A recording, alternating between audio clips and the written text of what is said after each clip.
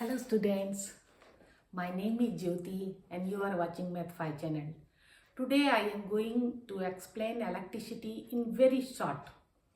This is for the examination point of view. जब आप paper देने जा रहे हो तो कैसे बहुत कम टाइम में आप कैसे रिवीजन कर सकते हो इलेक्ट्रिसिटी का, ठीक है। इलेक्ट्रिसिटी की बात करें तो सबसे पहले चार्ज के बारे में आता कुछ नहीं है, but for the examination point of view से नहीं है, बट चार्ज जान लो, पॉजिटिव चार्ज और निगेटिव चार्ज। उसके बाद करेंगे current electricity, the rate of, ये यहाँ पर से आपका क्वेश्चन शुरू होता है कि current electricity that is rate of flow of charge. ये आपका पहला फॉर्मूला मिल गया कि इस पे न्यूमेरिकल 1 मार्क्स के क्वेश्चन हो सकते हैं। Current electricity is rate of flow of charge. अब इसका देख लो, इसका एम्पियर है यूनिट, और इसका क्या है, कूलम्ब है, और इसका सेकेंड है। तो यहाँ पे डिफाइन करने के लिए अगर आए 1 ampere is equal to, then 1 ampere is equal to if charge is 1 coulomb and it is flow for 1 second, then the amount of current is equal to 1 ampere, ठीक है। तो ये आपका इंपॉर्टेंट है, इससे 1 मार्क्स के क्वेश्चन आ सकते हैं। दूसरा क्या हो सकता है कि charge, total charge Q is equal to NE। तो ये है टोटल चार्ज, और ये है चार्ज ऑफ 1 इलेक्ट्रॉन, कितना होता है 1.6 into 10 to the power -19 coulomb, ठीक है। और ये है नंबर ऑफ चार्ज,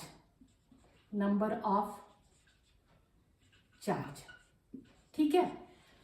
ये आपका दूसरा, इस पे 1 मार्क्स के क्वेश्चन हो सकते हैं। तीसरा जो है आपका है, क्या है, V is equal to IR, इसको ओम्स लॉ बोलते हैं। तो ओम्स लॉ का अगर स्टेटमेंट आता है तो Ohm's law, according to Ohm's law at the constant temperature, this is very important.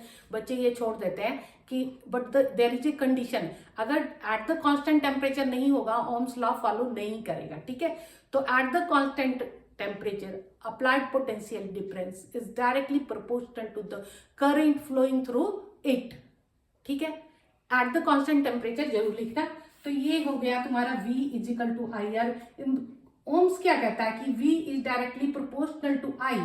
तो यहाँ पर इस प्रोपोर्शनल साइन को जब हमने हटाया तो ये बन गया IR। अब यहाँ पर ये तुम्हारा तीसरा हो गया। अब आ रहा है कि R क्या है, तो R is the properties of the material which opposes the flow of charges. ये क्या करता है, किसी भी कंडक्टर में अगर चार्ज फ्लो हो रहा है तो उसको कहता है नहीं, मैं तुम्हें जाने नहीं दूंगा, रोकूंगा तुम्हें, रोकता है ये किसको, करंट को।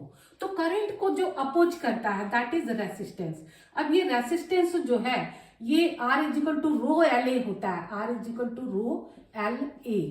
तो यहाँ पर देखो कि R is directly proportional to, अब यहाँ पर से अगर हम फैक्टर अफेक्टिंग द रेसिस्टेंस अगर लिखें तो R is equal to, I think it is not visible, तो मैं ऊपर में लिख रही हूँ, क्या लिखूंगी कि R is directly proportional to the length. मतलब अगर लेंथ बढ़ेगा तो R जो है रेसिस्टेंस किसी कंडक्टर का वो बढ़ जाएगा। अगर क्रॉस सेक्शनल एरिया बढ़ जाता है, इंक्रीज कर जाता है, तो ये डिक्रीज करेगा। अब इन दोनों को अगर मैं कंबाइन कर दूं तो R is proportional to L/A हो जाएगा, और इस प्रोपोर्शनल साइन को अगर मैं हटाऊं तो ये रो LA बन जाएगा। और ये आपका चौथा, ये 4th पॉइंट हो गया, और इससे क्वेश्चन बनेगा, न्यूमेरिकल बनेगा। अब यहाँ पर एक क्वेश्चन, अब जैसे ही ये आता है R is equal to rho LA, तो इसमें एक क्वेश्चन आ जाता है कि व्हाट इज रेसिस्टिविटी क्या है। तो रेसिस्टिविटी और रेसिस्टेंस में क्या अंतर है, देखो यहाँ पे कि रेसिस्टिविटी R से डिनोट होता है, ये रो से डिनोट होता है। कैसे, अंतर क्या है, जब क्या है कि L is equal to 1 metre हो जाए और A is equal to 1 metre square हो जाए, cross sectional area is equal to 1 metre square, then resistance is equal to rho हो जाएगा, है ना, रो हो जाएगा। तो कंडीशन क्या है कि ये दोनों अगर 1 हो जाए तो रेसिस्टेंस 1 हो जाएगा। रो को अगर डिफाइन करना हो तो रो इज इक्वल टू हो जाएगा RA बाई L। अब यहां पर लिखेंगे कि अमाउंट, अब ये वाला 1 ये वाला 1, तो amount of resistance flowing through the conductor when the length of the conductor is 1 metre and cross sectional area is 1 metre square. Is that clear? मैंने क्या किया, लेंथ को 1 कर दिया और क्रॉस सेक्शनल एरिया को 1 कर दिया, और उसके बीच में जो रेसिस्टेंस हुआ, अब जो रेसिस्टेंस हुआ उस रेसिस्टेंस को रेसिस्टिविटी कह दिया। Got it? तो उसको रेसिस्टिविटी कह दिया। अब किसी भी मटेरियल का जो रेसिस्टिविटी है वो तो हमेशा ही कांस्टेंट होगा, क्योंकि 1 यूनिट और 1 क्रॉस सेक्शनल एरिया का लेंगे तो वो उसकी प्रॉपर्टी है, वो चेंज नहीं होगा। सिल्वर हो गया, कॉपर हो गया, जो भी तो उसका रेसिस्टिविटी अलग अलग लिखा हुआ है। जबकि रेसिस्टेंस जो है वो टेम्परेचर पर डिपेंड करेगा। जैसे ही हीटिंग इफेक्ट होगा रेसिस्टेंस बढ़ जाएगा, जैसे ही लेंथ बढ़ेगा तो उसका रेसिस्टेंस बढ़ जाएगा, जैसे ही क्रॉस सेक्शनल एरिया चेंज होगा तो रेसिस्टेंस बढ़ जाएगा, पर रेसिस्टिविटी नहीं बढ़ेगा। और रेसिस्टिविटी का देखो यूनिट क्या हो जाएगा, तो रेसिस्टेंस का ओम होता है, तो ओम मीटर स्क्वायर, अगर एरिया का लिखा नीचे मीटर लिखेंगे तो ये कैंसिल हो जाएगा और ये हो जाएगा ओम मीटर। मैंने क्या किया, इस L और A को इधर ले आई और सबका यूनिट लिख दिया, तो ओम मीटर। अब ये डिफरेंस आता है, एक क्वेश्चन बहुत इंपॉर्टेंट है कि difference between resistance and resistivity. First of all कि आप दोनों का डेफिनेशन लिखोगे, फिर दोनों का यूनिट लिखोगे, फिर ये कांस्टेंट होगा और दूसरा वेरिएबल होगा। कौन कौन से कंडीशन पे R जो है वेरिएबल होता है पर रेसिस्टिविटी वेरी नहीं करता। ठीक, ये हो गया आपका फोर्थ। ठीक है, R is equal to rho L A। उसके बाद अगर चले इस R के बारे में बात चले तो ये R जो है, there are 2 type of combination, one is R1 plus R2। Suppose this is a series, ये सीरीज में कॉम्बिनेशन होगा अगर, और अगर ये पैरेलल होगा तो 1/R1 प्लस 1/R2।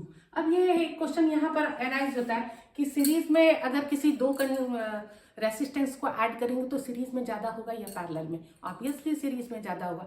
देखो कैसे, अगर मान लो ये 2 है और ये 2 है तो इक्वल टू कितना हो गया 4। लेकिन जब अगर हम पैरेलल में कर देते हैं तो 1/2 प्लस 1/2 इट बिकम 1। तो देखो ये जो 4 ज्यादा है या 1 ज्यादा है? ऑब्वियसली 4 ज्यादा है, 1 कम है। ये 1 मार्क्स के क्वेश्चन हो गए आपके। और उसके बाद ये होगा कि रेसिस्टेंस दिया रहेगा and you have to arrange the resistance in such a manner कि आपको जो है रिजल्टेंट निकालना है, 5 ओम 7 ओम कुछ भी दिया हुआ रहेगा। ठीक है, तो आप उसको अरेंज करोगे और ब्रेन लगाओगे कि कैसे इसको अरेंज हम कर सकते हैं।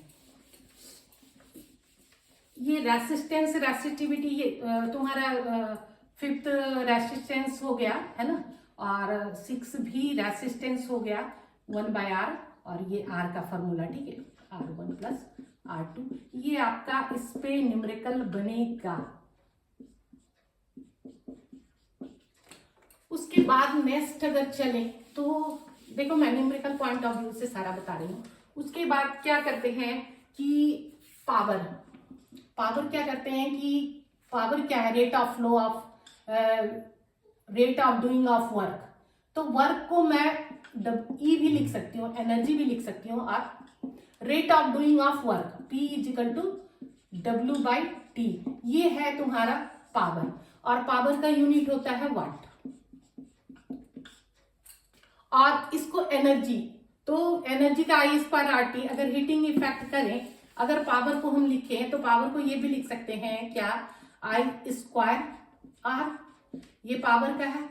मैं इसको ऐसे भी लिख सकती हूँ कि अगर इसको I² लिख दूं, इसको R² लिख दूं, नीचे R लिख दूं, तो मैं V²/R भी लिख सकती हूँ पावर को। जो भी बेटा दिया रहेगा, बच्चा दिया रहेगा, जो भी दिया रहेगा आप उसके अकॉर्डिंग फॉर्मूला लगाओगे। ये क्वेश्चन इस पे बहुत ज्यादा आता है कि वोल्टेज दिया हुआ है और पावर दिया हुआ है तो आपको रेसिस्टेंस किस बल्ब में ज्यादा होगा या किस अप्लायंसेस में ज्यादा होगा, ये वाला आता है। उसके बाद हीटिंग इफेक्ट करते हैं, तो हीटिंग इफेक्ट I²RT। मतलब हीटिंग इफेक्ट को अगर हम लिखें तो heat is whenever the current flowing through the a appliances और a conductor there is heat produced and that heat is directly proportional to the square of the current and that heat is also proportional to the resistance and that heat is also proportional to T।